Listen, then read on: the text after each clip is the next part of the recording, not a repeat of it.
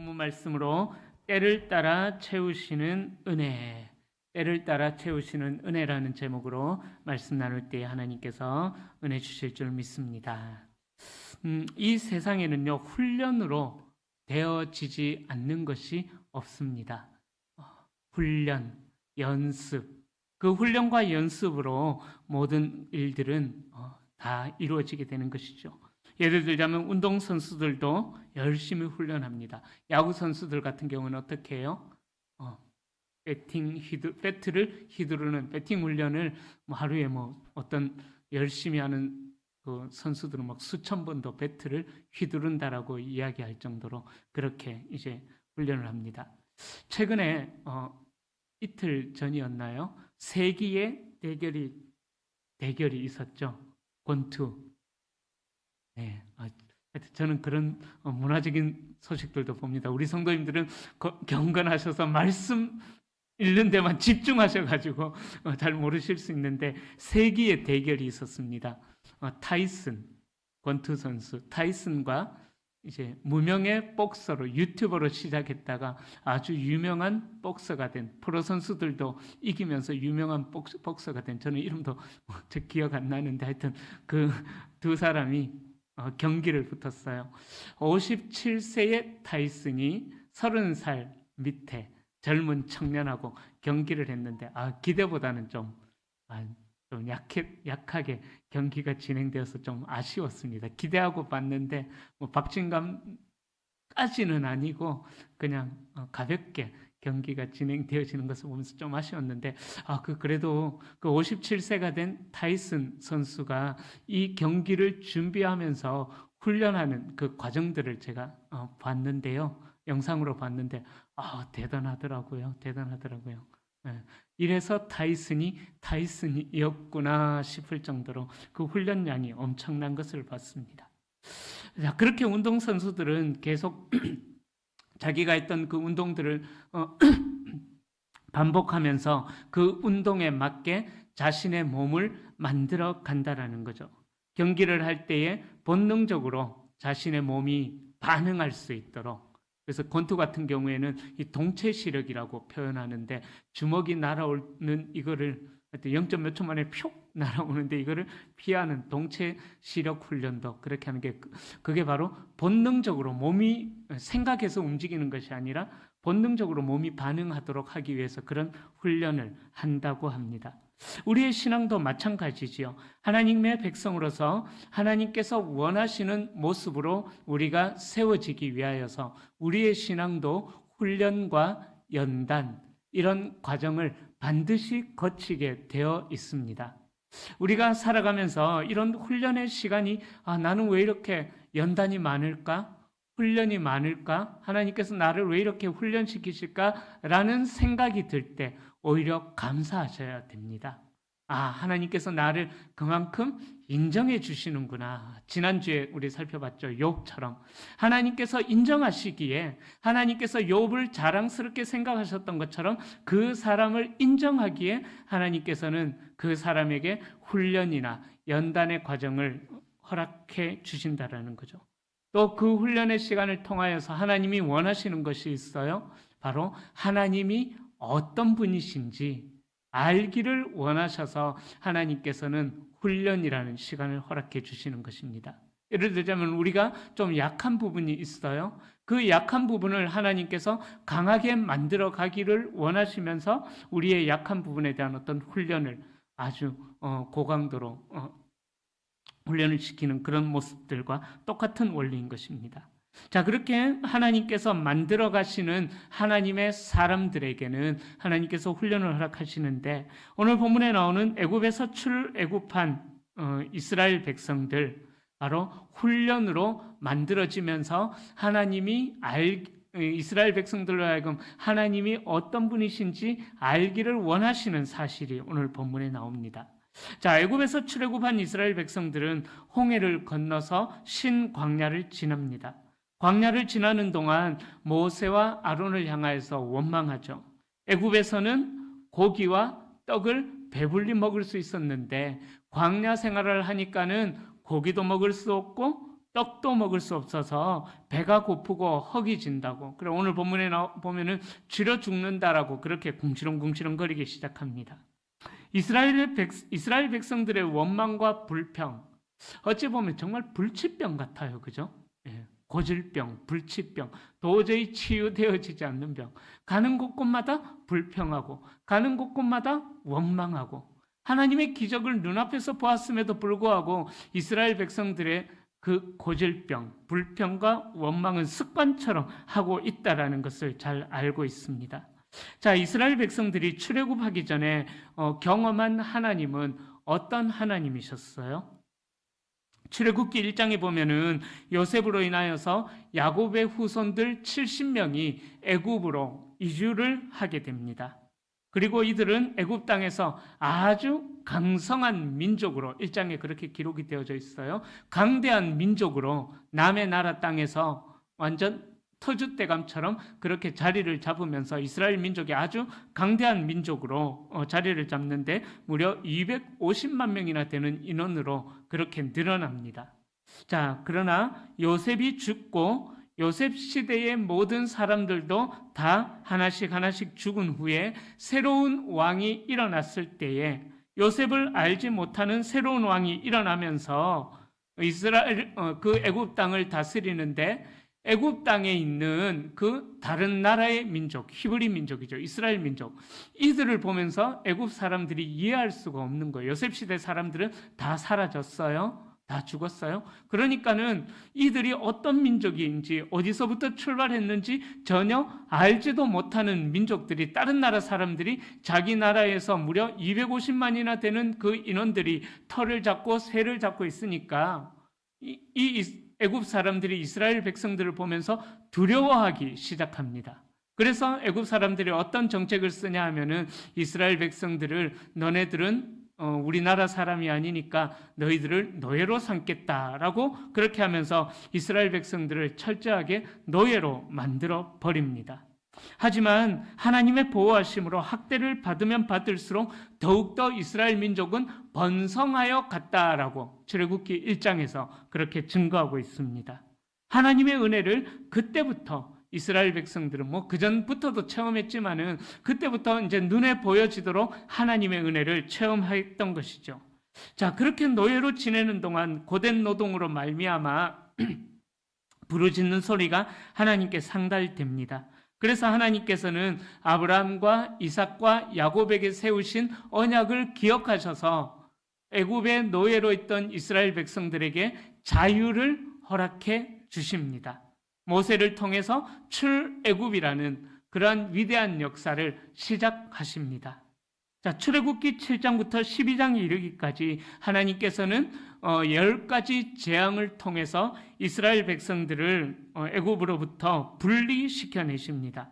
자, 그렇게 이스라엘 백성들을 보호하시는 하나님의 은혜를 10가지 재앙을 통해서 이스라엘 백성들은 경험하게 되고, 그리고 출애굽하고 나서 13장에 가보면, 출애굽기 13장에 가면은요, 구름 기둥과 불 기둥으로 이스라엘 백성들을 인도하시고 보호하시는 하나님을 체험하게 되죠.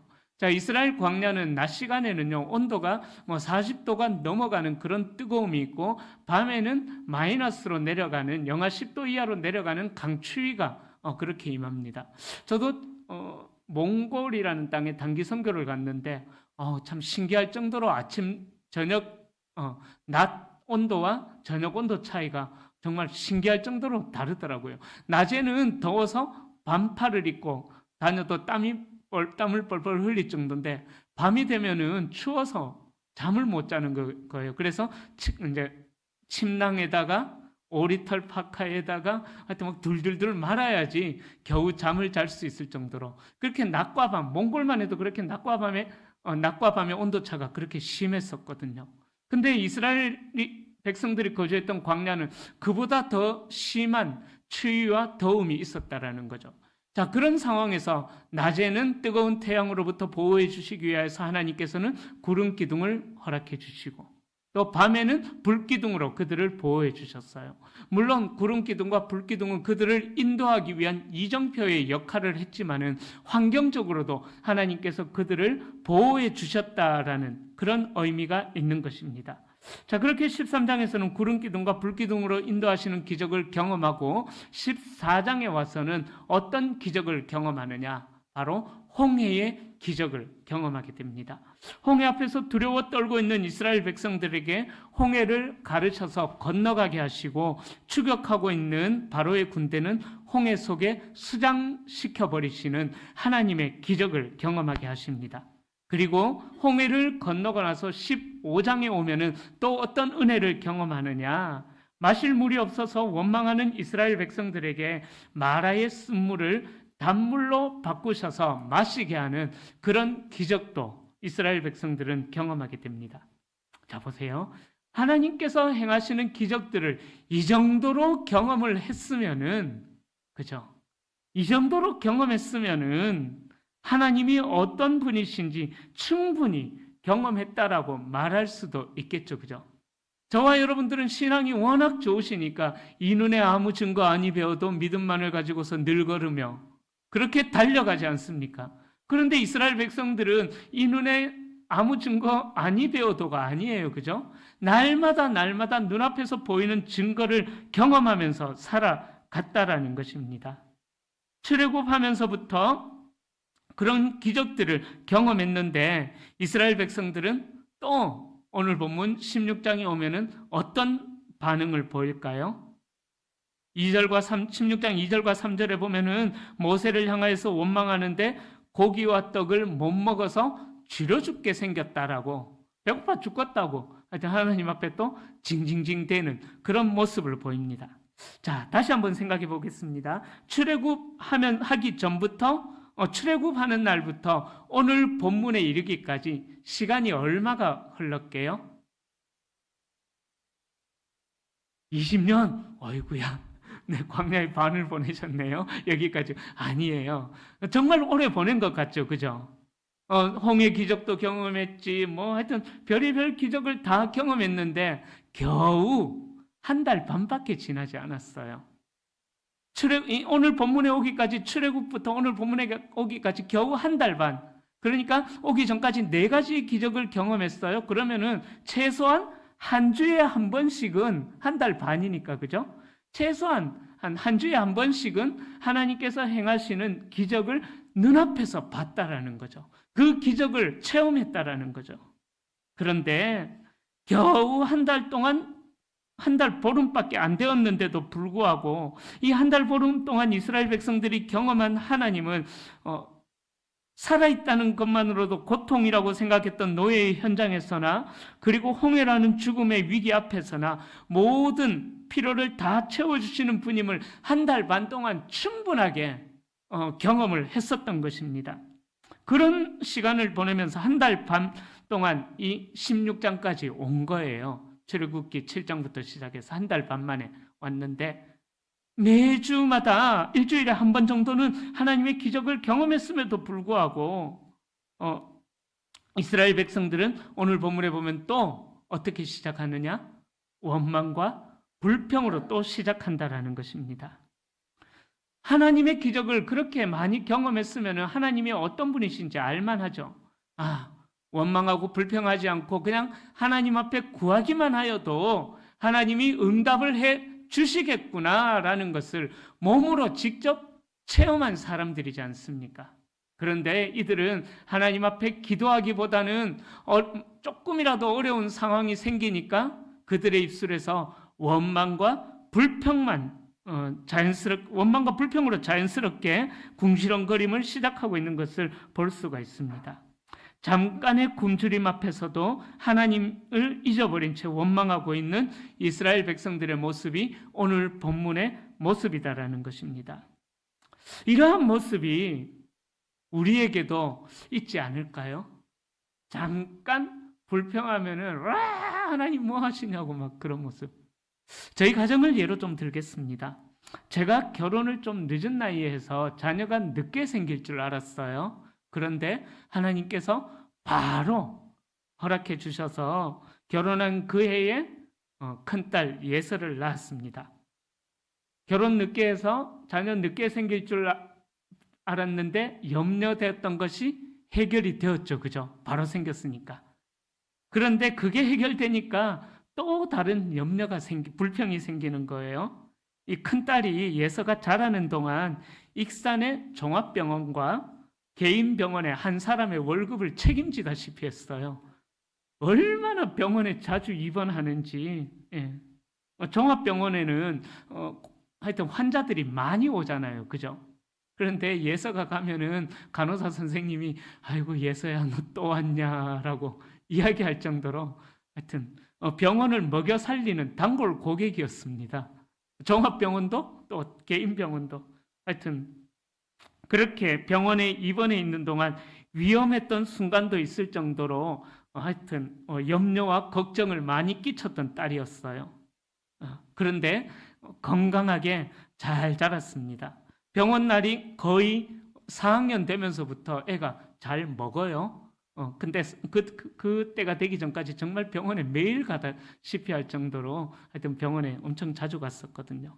그런데 건강해져서 병원 가는 날이 없으니까 염려가 해결됐죠. 그죠? 자, 그 염려가 해결되니까 또 뭐가 보일까요? 아빠, 엄마가 조그만 하잖아요. 예. 이 키와 하여튼 깃털처럼 가벼운 몸무게가 눈에 보이기 시작하는 거예요. 병원에 안 가는 것만으로도 얼마나 감사한데 지금은 뭐 엄마랑 차이가 크게 안 날 정도로 토실토실하고 볼살 뭐 이런 말 하면 싫어하는데 하여튼 볼살도 빵빵해지고 그렇게 건강해졌어요. 그런데 초등학교 4학년이 되기 전까지 잘 먹지도 않고 그러다 보니까는 키도 너무 작고 몸무게도 너무 작은 게 신경이 쓰인 거예요. 병원 단골 고객 명단에서 이름이 빠져서 병원에 안 가는 것만으로도 너무 감사한데 작은 키와 가벼운 몸무게가 너무 신경 써지는 거예요. 감사한 것은 예서가 이제 성장 주사를 맞을 수 있도록 어떤 이제 한 기관과 연결이 되어져서 한 2년인가 3년 정도 무상으로 성장 주사를 맞을 수 있게 됐었거든요. 그래서 이제 5학년이 되면서 예서가 잘 자라기 시작합니다. 잘 먹어요. 하여튼 뭐 왜 이렇게 많이 먹냐 싶을 정도로 잘 먹어서 컸는지 성장 주사 때문에 컸는지는 모르겠지만 하여튼 잘 큰 것 같습니다. 자, 염려가 해결됐어요? 안 됐어요? 해결됐죠. 해결되니까 이제 또 뭐가 보일까요? 토실토실해지고 건강해지니까 뭐가 보일까요?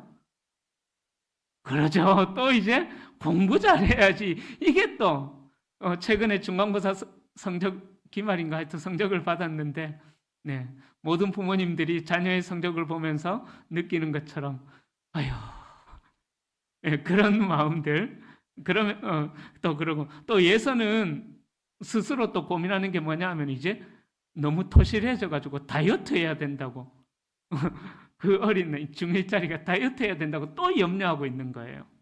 자, 제가 무슨 말씀을 드리는 걸까요? 이스라엘 백성들이 가는 곳곳마다 불평하고 원망하는 그 모습이 우리의 모습하고 그렇죠? 별반 차이가 없다는 거예요. 이거 해결되면은 이게 보이고 저게 보이고 저게 해결되면 그게 보이고 그게 해결되면 요게 보이고 예.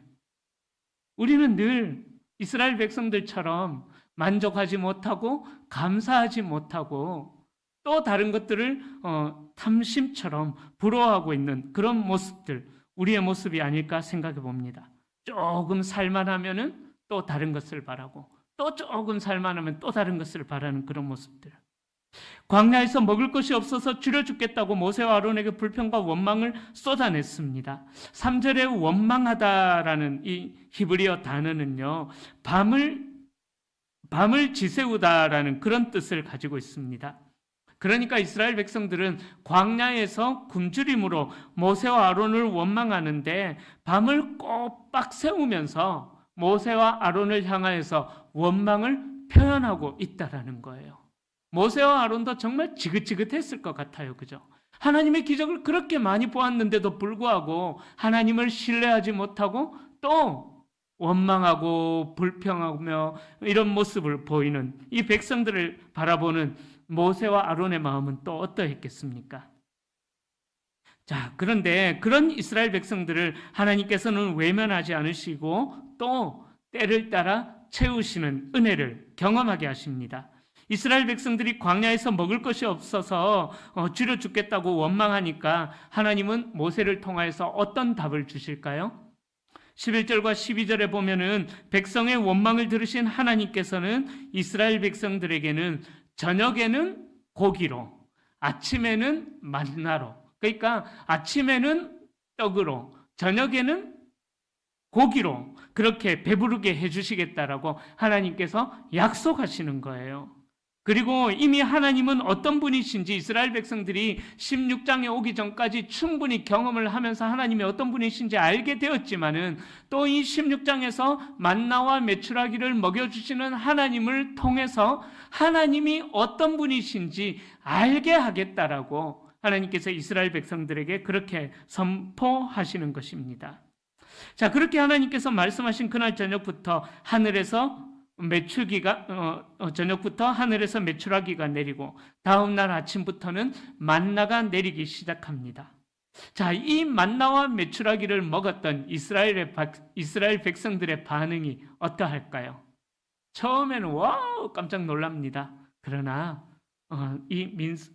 민수기쯤에 가면은요, 민수기에 또 나와 있는데 이 만나와 메추라기에 대해서 이제는 고마 지겹다. 다른 것 좀 먹게 해달라고 또 하나님 앞에 원망하고 불평하는 그런 모습을 보여요. 그 일 때문에 하나님께서 진노하셔서 이스라엘 백성들을 싹 쓸어버리려고 작정하시는 그런 안타까운 사건도 일어나거든요. 자, 그러니까 이스라엘 백성들에게 이 원망과 불평은 고질병처럼 계속 되어지고 있다는 것입니다. 여러분, 우리에게도 고질병이 아닐까 한번 생각해 보셨으면 좋겠습니다.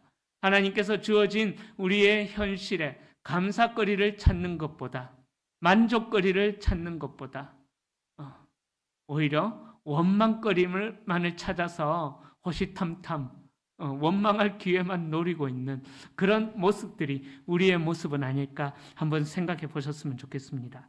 하나님께서는 메추라기와 만나 사건을 통하여서 두 가지를 말씀하셔요. 바로 그들이 먹는 음식의 출처가 하나님으로부터 주어졌다라는 것, 즉 하나님만이 이스라엘의 보호자가 되신다라는 것을 이스라엘 백성들에게 알려주신다라는 것입니다.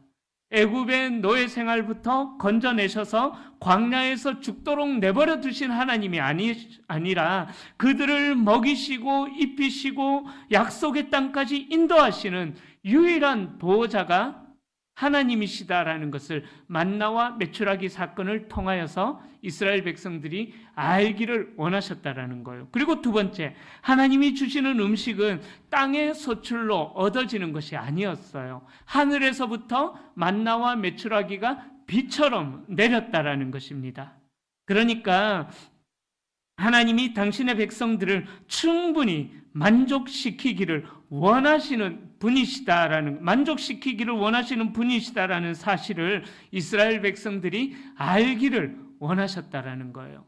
마치 운동선수들이 같은 동작을 계속 반복하면서 자기 몸을 그 운동에 맞게 만들어가는 것처럼 하나님께서 이스라엘 백성들에게 행하시는 기적은요, 그 기적들을 통하여서 하나님이 어떤 분이신지 알기를 원하셨다라는 거죠. 그래서 하나님께서 이스라엘 백성들을 홍해를 건너가게 하실 때에 이스라엘 백성들이 아무것도 행하지 않고 너희는 가만히 있어.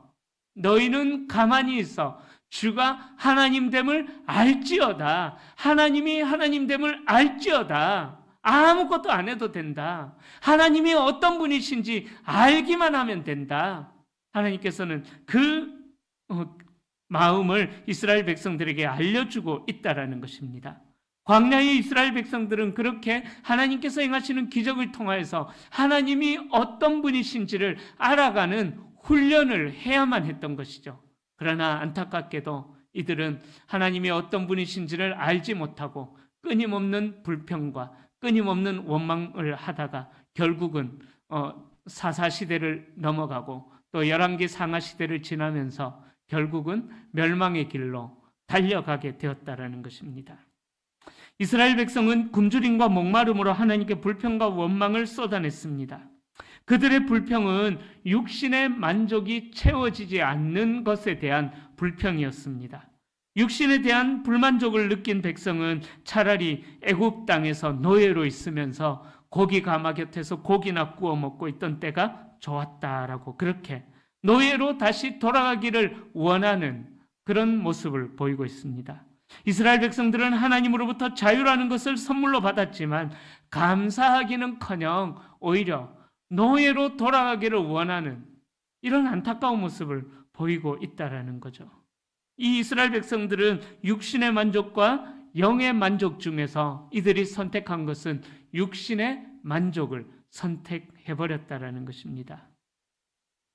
이러한 선택은 이스라엘 백성들의 만의 선택이라고 이야기할 수가 없을 것입니다. 오늘날 이 시대를 살아가는 우리에게도 동일하게 적용되어지는 말씀이 아닐까 생각해 봅니다. 오늘 우리는 하나님의 자녀인 우리들도 영적인 갈망보다는 육신의 목마름을 사모하고 있는 모습들, 탐심을 내기까지 필요 이상의 것을 소유하기 위하여서 달려가는 그런 모습들이 있지는 않을까, 우리의 모습을 스스로 돌아볼 수 있기를 바랍니다. 우리는 영적인 건강함보다 육신적으로 더 많이 가지고 싶어하는 어떤 그런 욕망의 시대를 지금 우리가 살아가고 있습니다. 그래서 눈에 보이는 것이 채워지지 않으면은 하나님을 원망하고 불평하게 된다는 거죠. 이런 모습은 그리스도인으로서 올바른 신앙인의 모습이 아님을 기억해야 합니다. 우리는 육신의 것으로 만족하는 인생이 아니라 하나님이 주시는 것으로 만족하는 인생이 되어야 하는 것입니다. 하나님이 주시는 것으로 만족할 때에 우리의 신앙이 그 훈련을 통해서 아름다운 영적으로 성장함을 경험하게 된다는 거죠. 하나님의 자녀인 우리는 육신의 만족이 아니라 영적인 만족을 누리는 일에 더 마음을 쏟아야만 하는 것입니다. 이스라엘 백성들 중에서는 욕심을 넘어서서 탐심에 이르는 모습을 보인 자들도 있었습니다. 이른 아침 만나를 거둘 때에 하나님께서는 이스라엘 백성들이 기억해야 할 것을 16절에서 말씀하고 있습니다. 하나님은 이스라엘 백성들에게 약속하신 만나를 날마다 매일 내려주실 것이기에 한 사람당 한 오멜씩만 거두라라고 말씀하셨어요. 한 오멜은 양이 어느 정도 되냐면 한 2리터 정도 되는 양입니다. 그러니까 한 사람이 하루 동안 충분히 먹고도 남는 양입니다. 그리고 19절에 보면은 거두어간 만나는 다음날 아침까지 남겨두지 말아라라고 말씀하셨어요. 하나님께서 왜 그렇게 명령하셨을까요? 이는 이스라엘 백성들이 거두어 들인 만나는 배불리 먹기에 넘치지도 부족하지 않도록 하나님께서 일용할 양식으로 은혜를 베풀어 주신다라는 그때그때 필요를 채우시는 하나님의 은혜를 알려주고 있는 것입니다. 바로 하나님의 언약, 하나님의 약속이었던 것입니다. 그리고 그렇게 때를 따라 은혜로 채우시는 하나님을 신뢰해야 된다라는 그러한 가르침을 이 만나와 메추라기를 통해서 알려주셨다라는 거죠. 그런데 이스라엘 백성 중에는 하나님을 신뢰하지 못하고 혹시나 굶게 될지도 모를까 하는 탐심과 욕심이 생기면서 많이 거두어간 사람도 있었음을 20절에서 고발하고 있죠. 남은 것들은 모두가 다 썩어져 내버리게 되는 그런 일들이 일어난 거죠. 만나에서 벌레가 생기고 냄새가 나게 하셨던 것입니다. 이 벌레가 생기고 냄새가 나게 하신 것으로 하나님께서 무엇을 말씀하시느냐? 바로 하나님의 명령에 불순종하는 것과 하나님에 대한 불신, 그들의 욕심에 대한 징계가 이렇게 일어날 것이다. 경고로 하나님께서는 남은 그 만나를 썩게 만들어 버렸다라는 것입니다. 우루과이 어느 성당벽에 주기도문을 두고 이렇게 써져 있다고 합니다. 주기도문에 많은 내용이 있는데 그 주기도문 중에서 한 부분인 일용할 양식을 주시옵소서, 이 부분에 대해서 이렇게 적어놨어요. 일용할 양식을 주소서라고 기도하지 마라. 평생 먹고 살 재산을 축적해 놓았으면서. 이해되어지십니까? 우리는 하나님 앞에 기도하죠. 하나님, 우리에게 일용할 양식을 주시옵소서. 그런데 우리는 어떻습니까?